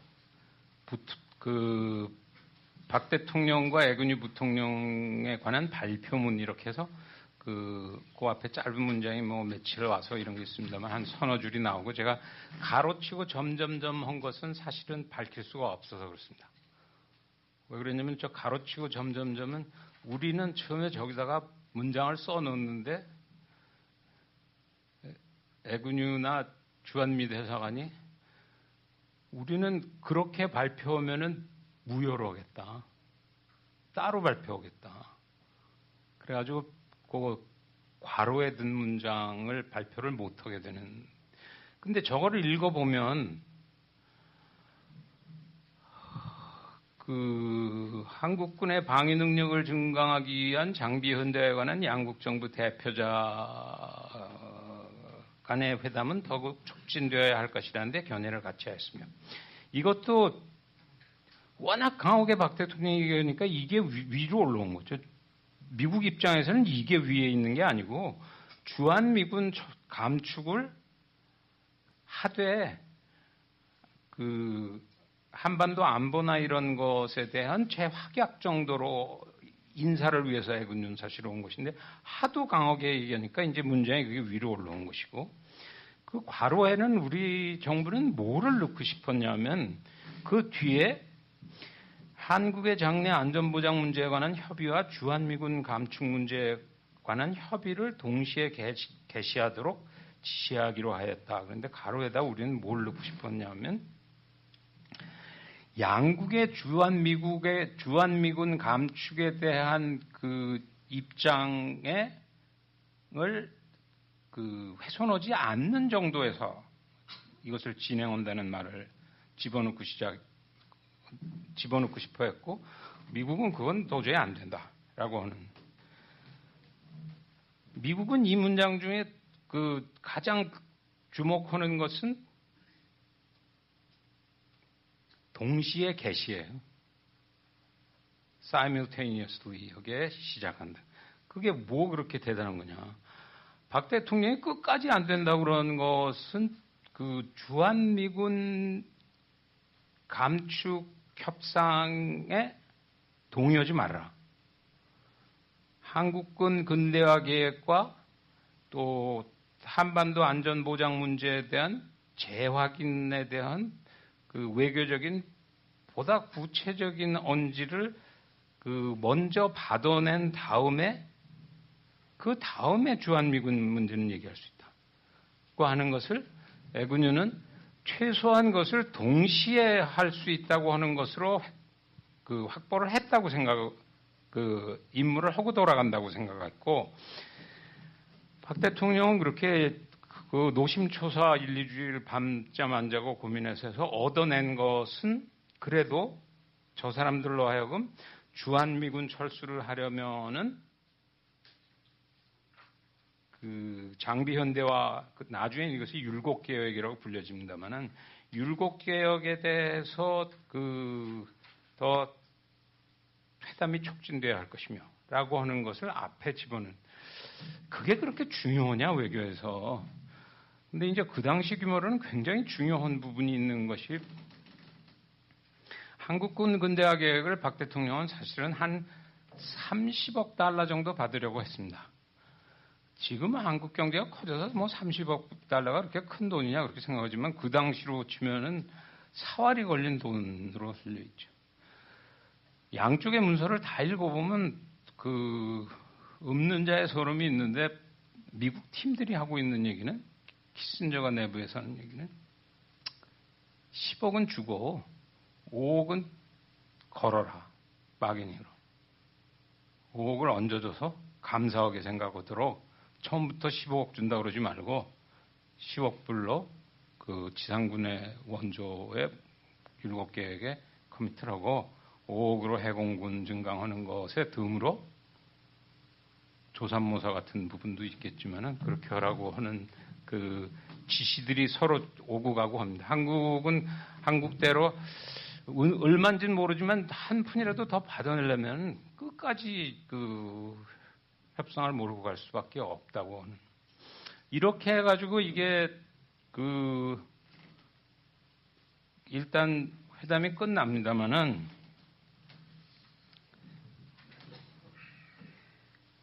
완전히 끝은 아니고 애근유가 그래서 굉장히 고생을 해가지고 그 다음 일정에도 뭐 간신히 맞춰가지고 이제 타이완으로 떠나면서 비행기에서 화도 나서 그랬는지 모르지만 여태까지 본 것 중에 가장 긴 기자회견을 합니다. 그리고 굉장히 자세한 그 속사정 얘기를 해요. 거기에서 아주 정확한 표현이 That was the scope of that meeting. 그러니까 박 대통령하고 만났을 때의 그 미팅의 스코업이라고 하는 것은 결국 이런 것이었다라고 라고 하는 설명을 하면서 미국 입장에서는 그 군비 감축이 리덕션이 모더나이제이션하고 반드시 그 연계된 것으로 생각하지 않는데 반대로 한국은 그것을 자꾸 연계시키려고 하는 싸움으로 결국은 그 박 대통령 에그니 회담이라고 하는 것이 그렇게까지 난항을 거듭할 수밖에 없었다고 하는 표현을 그 기상 기자회견을 하면서 보여줍니다. 따라서 이것이 아마 두 번째 제가 그 70년대 초반에 우리가 볼 수 있는 굉장히 중요한 그림이다. 한미 관계를 당시에 복원해내는 데서 양쪽이 보여주고 있는 모습에 또 문서들이 거의 드러나고 있기 때문에 굉장히 그 재구성하기에 재미있는 부분이라고 하는 거죠. 세 번째는 그 비강대국 간에 뭐 남북한 간에 또 같은 시기에 그 벌어지고 있었던 그 협상의 문제입니다. 이 시기의 문건도 뭐 일정하게는 대강 밝혀졌습니다만은 완전히 다 공개된 상태에 있지는 않은 상황에서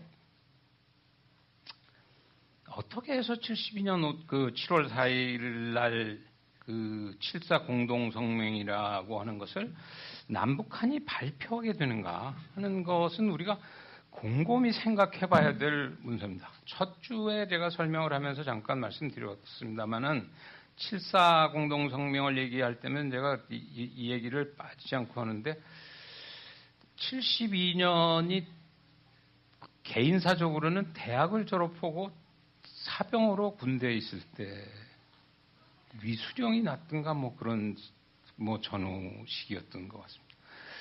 그때 저 7.4 공동성명의 내용을 보고 굉장히 놀랐습니다. 나중에 그 6.15 정상회담이나 뭐 노무현 대통령 정상회담 시기는 별로 뭐 예상된 것이라고 했다면 반대로 이것은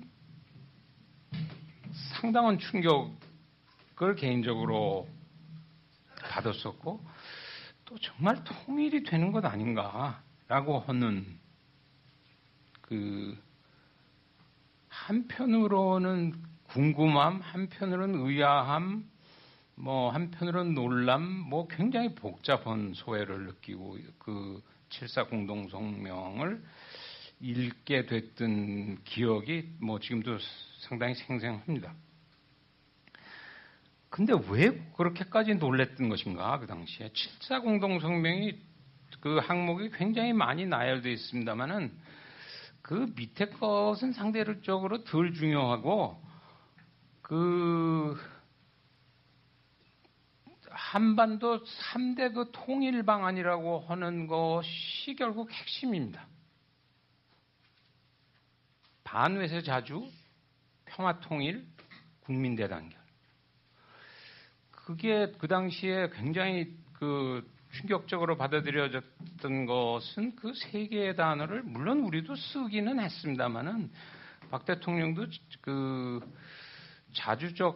자주경제 뭐 자주국방이라는 표현을 썼습니다만 반외세 자주 이런 표현이라고 하는 것을 쓴 세 언어가 다 북한에서 그 핵심적으로 사용하고 있었던 언어들인데 이것에 우리가 어떻게 해서 합의되는 과정이 진행되어진 것인가라고 하는 것이 굉장히 궁금했습니다.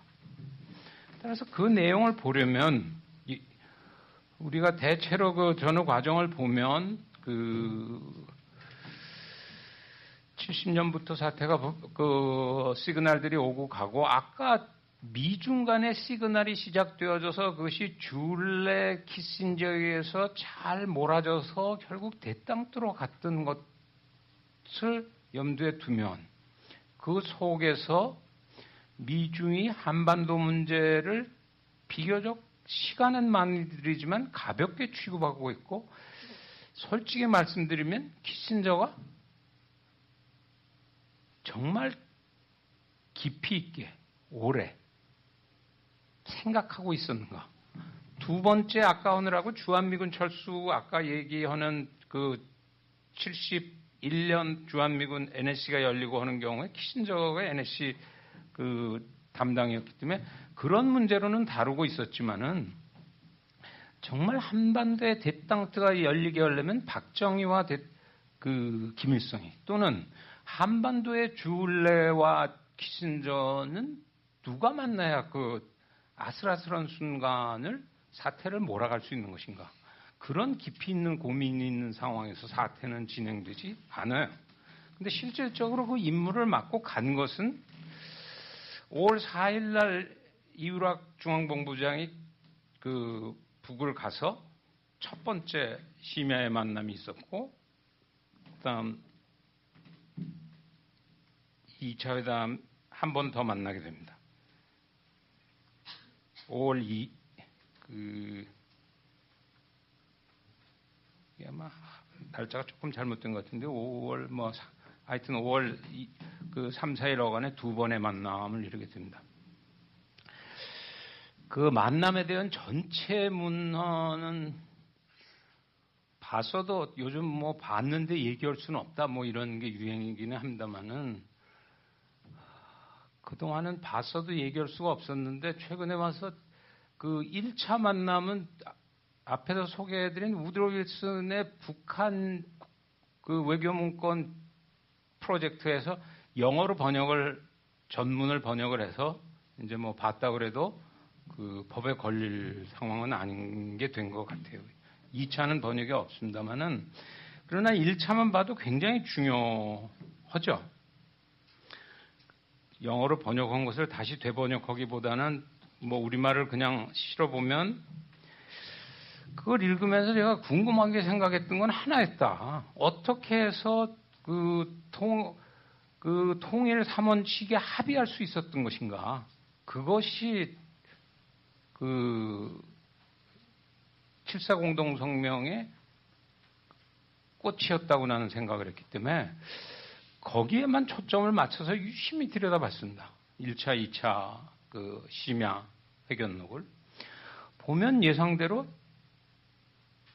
김일성 수상은 시작부터 끝까지 3원칙만을 계속 강조하고 있습니다. 그것이 중요하다. 거기를 대목대목 제가 좀 그 써머리를 한 것인데 우리는 어떤 관이 통일 문제에 외세우전 반대입니다. 우선 이것이 박 대통령과의 의견 일치입니다. 오늘 싸움하지 말고 평화적으로 하자는데 박 대통령과 생각이 같고 외세 배격하고 자주적으로 하는데 뜻이 같으니 이것을 박 대통령에게 얘기해 주십시오. 그래서 민족 단결해야 합니다. 같은 민족끼리 갈라져서 네가 옳으니 내가 옳으니 싸울 건 뭐 있겠습니까? 통일을 하자면 단결하는 원칙에서 출발해야 됩니다. 굉장히 재밌는 것은 이우락 중앙본부장의 답변입니다. 지금 말씀이 박 대통령의 생각과 똑같은 생각입니다.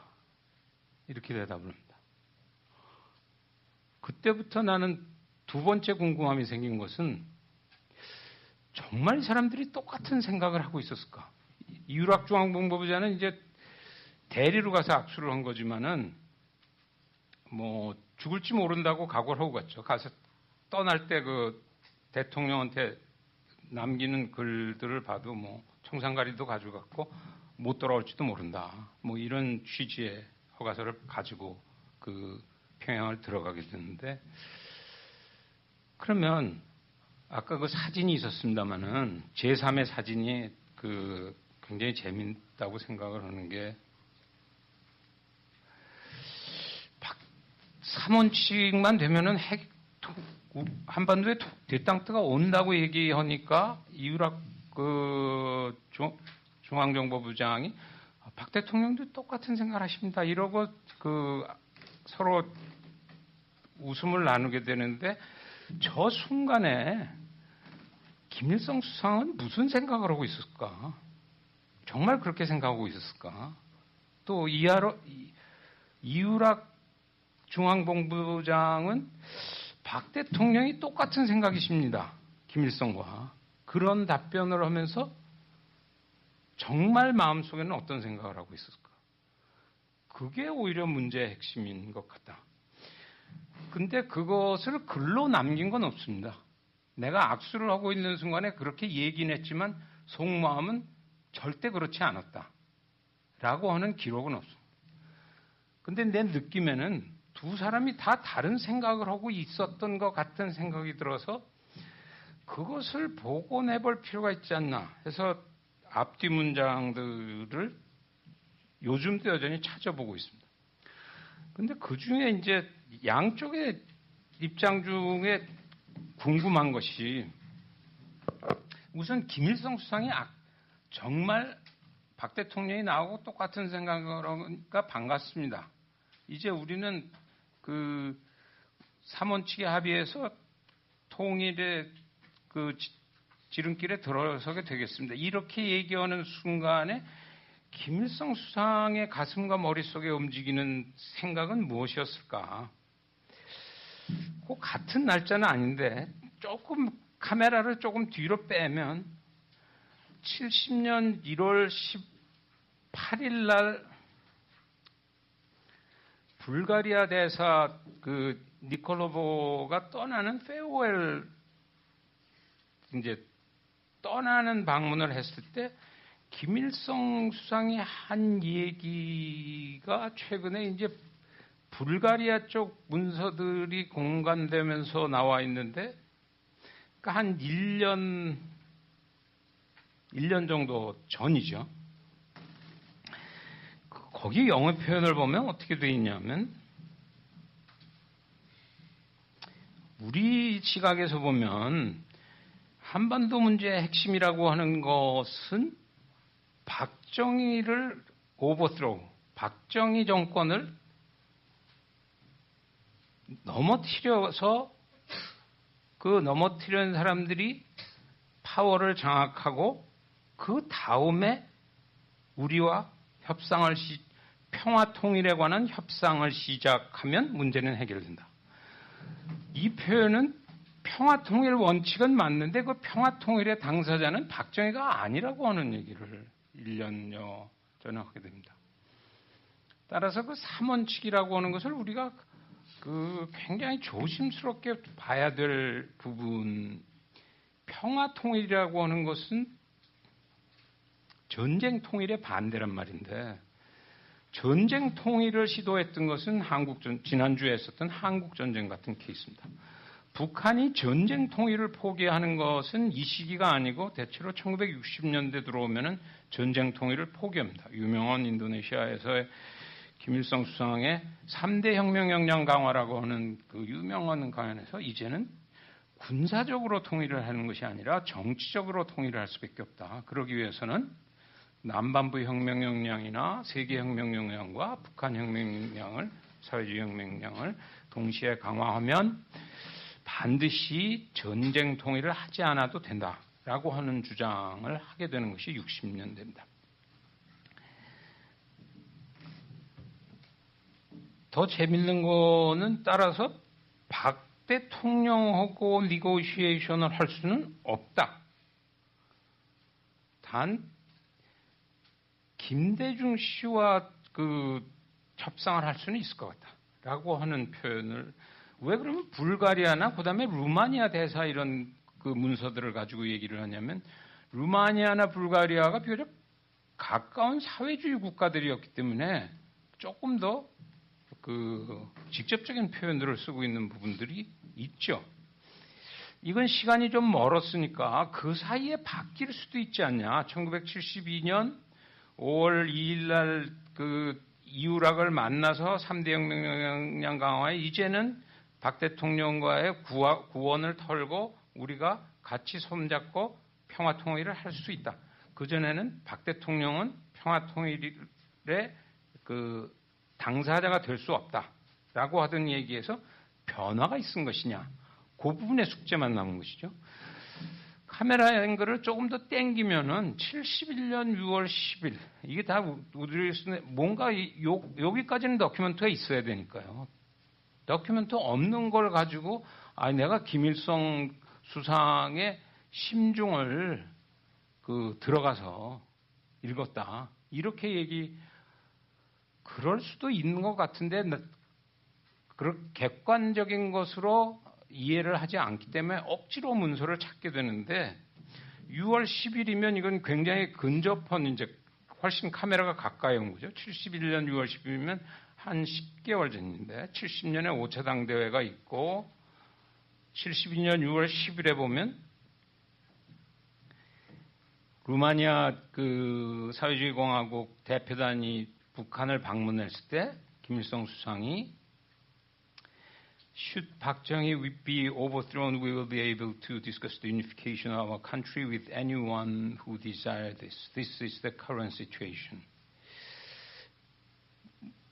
똑같은 얘기입니다. 한 해 전과. 그러면 앞으로 내가 개인적으로 해야 될 얘기는 71년 6월 10일에서부터 72년 5월 2일 사이에 무엇인가 경천동지할 일이 생겨서 김일성 수상이 한반도 문제를 다루는 방식을 완전히 바꿔서 드디어 박 대통령과 새로운 형태의 대땅들을 모색하게 되었는가. 그렇지 않으면 악수를 하고 있었는데 악수를 하고 있는 것은 이렇게 악수를 하는 것이 궁극적으로 남반부의 혁명 역량을 강화하는 데 기여하는 일이라고 불과 10개월 전에 생각했던 것하고 똑같이 생각하면서 악수하고 있는 것이냐. 그러면 이게 이제 소위 정치라고 하는 것의 악마의 얼굴의 한쪽이죠. 다 그렇게 결사적으로 대통령들을 하고 싶어 하는데 사실은 정치라고 하는 것은 마키아벨리 하듯이 반은 악마의 얼굴, 악마와 악수할 수 있어야 하는. 그러면 그 반대쪽에 있는 박 대통령의 심정은 어땠던 것이냐. 이유라기 거의 아바타로 간 것이니까 어떤 심정으로 보낸 것이냐라고 하는 그것도 정확한 기록이 있지는 않습니다. 보내는 순간에 이유락 부장이 박 대통령의 생각은 김일성 수상의 생각과 똑같습니다. 그러면 사실은 요즘으로 하자면 반공법에 걸려야 되는 김일성 수상하고 똑같은 생각을. 그런데 72년 7사가 되고 하고 한 3개월 지나서부터 이것이 삐걱거리기 시작합니다. 남북조절위원회가 만들어지고 11월에 이유락 중앙본부장이 다시 평양을 가서 김 수상을 만나는데 그때 분위기는 5월보다는 다운되기 시작. 73년 되면 이제 대땅 뜨는 끝나게 되는 사태가 발생하는데 74년 1월 박 대통령이 신년 기자회견에서 뭐라고 기자회견을 하냐면 김일성 수상하고 똑같은 생각이라고 하는 얘기를 이유락 원장이 전달했는데 여기서는 똑같지 않은 얘기를 합니다. 똑같지 않은 얘기가 아니라 정반대의 얘기. 북이 얘기하는 평화라고 하는 얘기는 이것은 한마디로 얘기하면 우리 국방력을 완전히 무력화시켜 놓고 앞으로 적당한 기회가 오면 무력으로 남짓을 해서 적화 통일을 하자 하는 것은 삼척동자라도 다 아는 일입니다. 그럼 2년 전에는 삼척동자였다가 갑자기 어른이 된 것인가? 그러면 박 대통령이나 이유락 부장에 가서 악수하게 되는 또 똑같다고 하는 경우의 계산은 무엇이었던가? 그건 아까 주울레와 키신저가 만날 때 서로 다른 이해 속에서 둘이 합치는 것이 양국의 국가 이익상으로 불가피하다고 하는 것을 굉장히 주울레도 굉장히 어려운 게임이었죠. 왜 그러냐면 주울레가 문역 과정에서는 타겟이 될 수 있는 위험 속에서 미국이라고 하는 제국주의와의 협상을 하는 것이었고 키신저는 키신저대로 갑자기 그 공산주의 국가 중국과의 관계 개선을 한다고 그러는 것이니까 절명한 드리블을 통해서 결국 골을 넣은 것인데, 당시에 지금 개인적으로 복원하려고 하는 것은 박 대통령이나 이유락 부장이 그 당시에 평양을 가서 목숨을 걸고 하게 되는 것의 중요한 이유는 주한미군 철수가, 아까 나온 두 번째 스토리에 주한미군 철수가 빠져나가는 상황에서는 새로운 생존 전략을 짜지 않고서는 문제는 굉장히 복잡해진다는 생각을 했고, 그러려면은 어떤 생존 전략을 마련해야 되는 것인가. 1970년대 글로벌하게는 미국만 믿고 게임을 하기는 어렵다. 그러면 미국의 카운터파트과 적대 관계에 있었던 소련이나 중국과의 관계도 일정하게 개선할 수 있으면 개선해야 되겠다라고 하는 것이 첫 번째 그림의 하나였고, 두 번째는 가장 급한 것은 남북의 대치 상태에서는 시간을 벌어야 되겠다. 따라서 남북 관계를 일종의 대땅트로 끌고 가려는 노력을 해야 되겠다. 세 번째로는 이제 국내 파트의 문제입니다. 오늘날 시끄러워지는 것은 이 국내 파트로 주한미군이 철수되어 가는 상황이 모처럼 돌아오는 상황에서는 일단 한번 해봄직하다. 혁명령 강화를. 따라서 그렇게 된 악수는 미중 간의 악수의 젓가락질을 만들었던 요인과는 성격이 훨씬 더 첨예화된 적대관계의 그 내적 요인을 가지고 악수가 이루어졌기 때문에 이것이 결국 오래 못 가고 깨진 모습을 우리가 보게 된다. 결론적으로 말씀드리면 얼른 보기에는 한 장의 커뮤니케고 7.4 공동성명이고 박 대통령과 애근유지만은 그 속에는 생각보다는 훨씬 복잡한 그 정치의 악마성과 천사성의 양면을 가진 모습으로 그것을 들여다 보아야 그 역사의 흐름 속에서 그것을 조금 더 바람직한 방향으로 배를 끌고 갈 것인가, 더 험난한 방향으로 끌고 갈 것인가 라고 하는 것을 결정할 수밖에 없는 것 같고, 따라서 이것이 우연찮게 70년대 세계의 3대 문건을 우리가 피상적으로 읽는 것이 아니고 정말 심층적으로 그것을 협상을 진행하고 체결하는 전략팀 실천가들의 그 내면 세계까지를 동시에 읽어줄 수 있다고 한다면 그런 안목이 대단히 중요하고, 마지막으로 다음 2주 동안에 이제 2010년대로 넘어오겠습니다만은 저희가 그냥 이하에서 72년과 2012년을 비교하는 것은 또 한 번의 찬스가 오고 있는 것인지 모른다. 72년에 미중의 대땅 때 남북이 대땅트가 가려고 하다 곤두박질했다고 그러면 미중이라고 하는 것이 어떻게 해서 신형 대국 관계라고 하는 새로운 관계가 되냐. 물론 다음 주에 뭐 지금 대통령이 미국에서 대통령이 누구 나오냐에 따라서 약간의 변수는 있습니다만 그것은 긴 역사의 맥락에서는 뭐 큰 물결이라고 생각되어지는 않기 때문에 그 속에서 다시 한번 그런 찬스가 오는 경우에 이번엔 남북이 어떻게 얽혀질 것인가. 70년대 이유락과 김일성과 같은 모습으로 엮어질 것인가, 아니면 어떤 모습으로 드리블을 해야 미중이 70년대에 골을 넣은 것처럼 남북이 2010년대에 골을 넣을 수 있을 것인가 라고 하는 것을 읽기 위한 웜업으로 70년대 오늘의 세계 문건을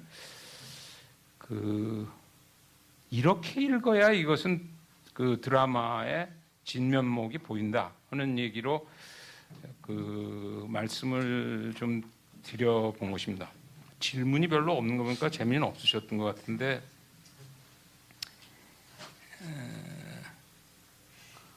대땅트 드라마에서 키신저 주일러의 역할이 상당히 중요. 11월에 미중, 12월에 한국은 리더십 교체를 앞두고 있습니다. 동북아의 평화 발전을 위한 다음 리더십에게 어떤 조언을 해 주실 수 있을까요?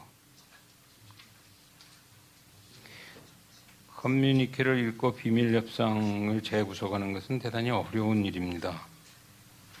2011년 미중 정상회담 공동성명을 토대로 복원한다고 하면 어떤 점을 특히 김일성이 박정희를 거부하고 금대중을 지목한 것이 매우 흥미롭습니다. 그 이유가 무엇일까요? 이명박 정부와 대화를 하지 않는다는 북한 정부가 지목하고 있는 대화 상대는 누구인가요? 역으로 가보면은 사실은 대땅트 김일성의 생각이나 가슴과 머리를 읽으려고 하면 이유락 중앙본부장과 악수하고 있었던 5월 2일이나 5월 4일 그 대화록만 읽어가지고는 사실은 알기는 좀 어렵습니다. 일종의 마인세트를 읽어야 되기 때문에 그것은 큰 그림이 하나 필요하다. 그렇게 자질구레한 것을 빼면 북한에서 가장 중요한 것은 기본적인 것은 당문서입니다. 단 1980년대 6차 당대회 이후는 본격적인 당문서는 없었기 때문에 그럼 1970년대 당문서의 기본 노선은 아까 말씀드린 대로 대체로 1960년대에 들어와서 한번 꺾어진 내용들을 이어가고 있습니다. 말씀대로 전쟁 통일은 안 된다. 군사적인 해방 전쟁으로 한반도를 통일하는 것은 더 이상 어렵다. 그러나 정치적인 방식으로 통일의 모색이라고 하는 것의 가능성의 프레임워크는 60, 70년대 북한 문건의 중심 구도를 이루고 있습니다.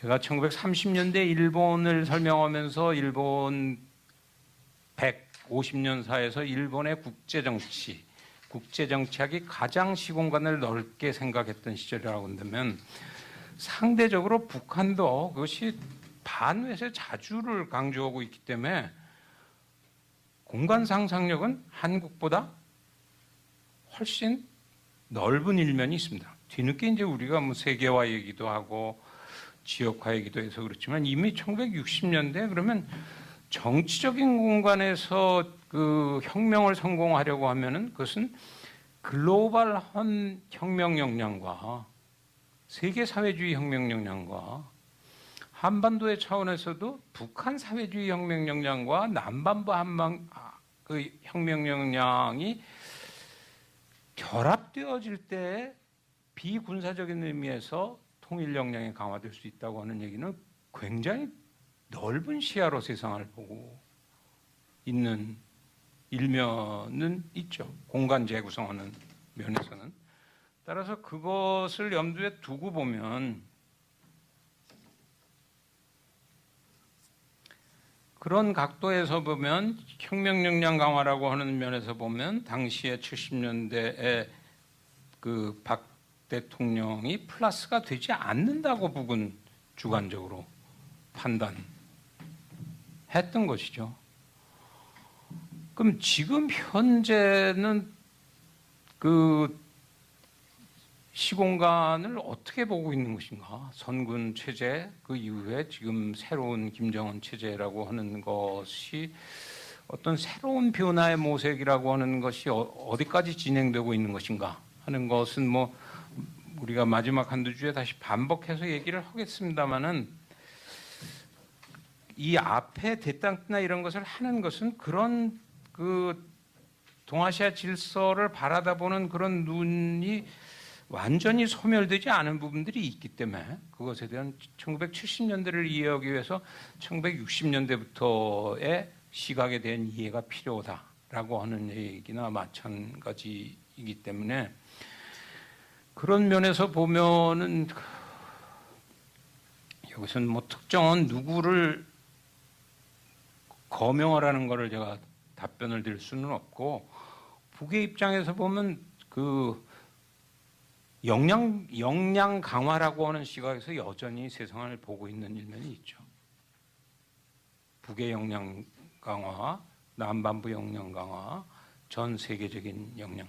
그런 면에서는 전 세계적인 역량에서는 사회주의 역량이라고 하는 것은 이미 소멸되어졌거나 중국같이 상당히 변형되어졌거나 이런 면에서 북한은 굉장히 어렵죠. 한쪽이 어려워졌기 때문에.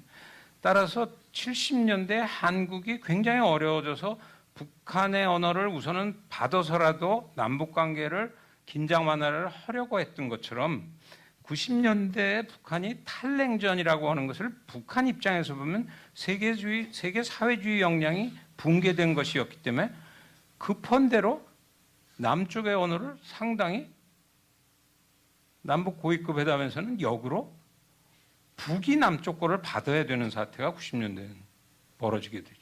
20년을 사이에 두고 정확하게 반대고 우리 생존 전략이 다시 뒤집어지는 요소. 다시 20년이 지난 상황에서 치밀한 북은 북대로 분석을 하겠죠. 역량 강화적인 시각에서 보면 지금 대선 과정이라고 하는 것은 어떻게 들여다봐야 될 것인가. 2011년 그 미중 정상회담 공동성명을 어떻게 읽을 것인가. 아까 뭐 다음 주쯤 하면은 다음 주가 아마 대선 결과가 나온 이후가 될 가능성이 많은데 미국에 일정한 차이가 있겠죠. 럼니가 되는 것하고 오바마가 되는 것하고 특히 그 럼니의 중국을 자문하고 있는 팀들이나 이런 쪽에서 보면 오바마보다는 그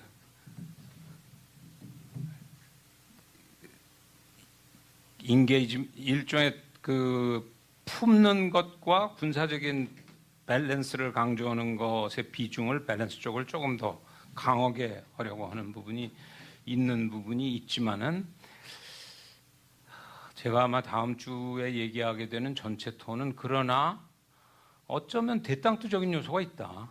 미중 간에 신형 대국 관계라고 하는 것들을 양쪽이 구축해 가겠다고 하는 표현들을 쓰고 있는 것은 그러나 정치라고 하는 것은 항상 두 개의 얼굴을, 야누스의 얼굴을 가지고 있기 때문에 그렇게 해서 양쪽이 똑같은 언어를 사용하고 있다고 두 사람이 돌아서서 음흉한 웃음을 웃지 않는다고 생각하면 그렇게 현실을 볼 그 자신이 없거나 그렇게 인간을 그 추하게 읽고 싶지 않다고 그러면 정치학이나 국제정치학은 안 오는 게 좋죠. 근데 그런 면에서는 그 신형 대국 관계를 만든다고 하는 표현이 그 말에 속지 말아라 하고 하는 밀면도 있지만은 저는 적어도 일정한 시기 동안에는 그것이 신형 대국 관계라고 하는 것을 엮어내려고 하는 모임 그 흐름들이 진행되어질 것이다.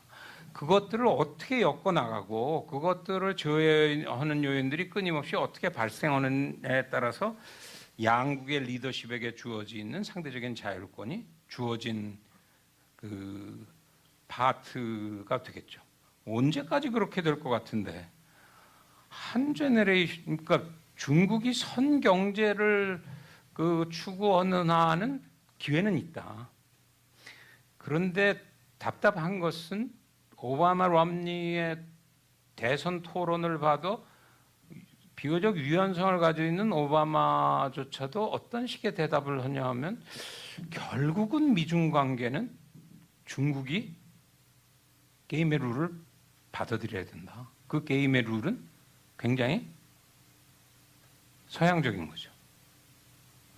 근데 중국 입장에서 지금 현재는 강하게 반발하지 않지만은 만약 중국 경제가 계속해서 앞으로의 한 세대를 지속적으로 전개되어 갈 때는 갑과 을 또는 병의 그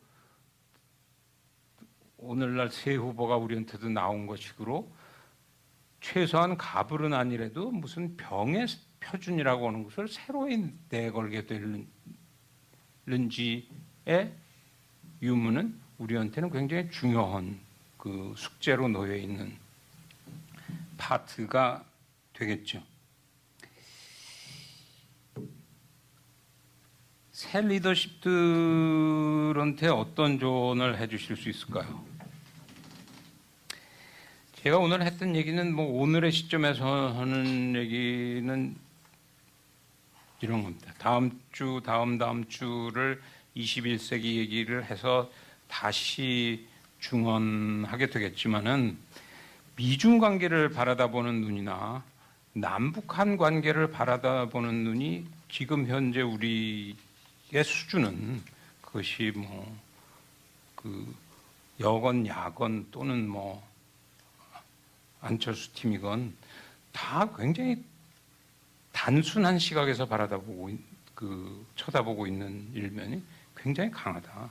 앞에 얘기한 세 개의 문건은 그것이 진행되는 그 표면의 문건만 봐도 그렇지만은 그 뒤에 제가 그 백스토리 그 화면 무대 뒤에 얘기를 자꾸 하려고 했던 것은 앞에 화려하게 웃고 있는 두 사람의 새 사진의 컷 뒤에는 굉장히 그 보이지 않는 명암이 그 작동하고 있는 것인데 그것을 우리가 표면에 샹하이 커뮤니케의 한반도 문제는 영어로 석 줄, 중국어로 두 줄 나오는 것을 보고 그 뒤를 읽을 줄 아는 안목을 못 키우면 결국 우리는 그 을의 위치를 벗어나기는 굉장히 어렵다. 라고 하는 것을 역설적으로 보여드리려고 그 공관된 외교문서나 또는 공관되지 않은 외교문서들을 그 차용해서 제가 그 세 개의 그림들을 생각보다는 복잡하다. 남북한, 한미, 미중 적어도 그런 이해가 우리한테는 필요하고 따라서 아마 누가 대통령이 돼도 첫 번 카드는 남북한 관계는 예를 들어서 NLL일 거예요. 그럼 NLL을 얘기하는 북은 왜 그런 얘기를 하는 것인가? 또 그것을 어떻게 처리하면은 한반도의 평화에 도움이 되는 방향으로 진행할 수 있는 것인가? 라고 하는 것은 지금 현재 여야가 논쟁하고 있는 수준으로 해결할 문제는 아니라고 개인적으로는 생각하기 때문에 그 얼른 보면은 40년 전 얘기입니다. 인 것으로 생각합니다만은 사실은 굉장히 살아있는 세계의 외교문서가 아니었나 개인적으로는 그런 생각을 하고 있습니다. 질문이 더 없으시면은 끝낼까 합니다. 감사합니다.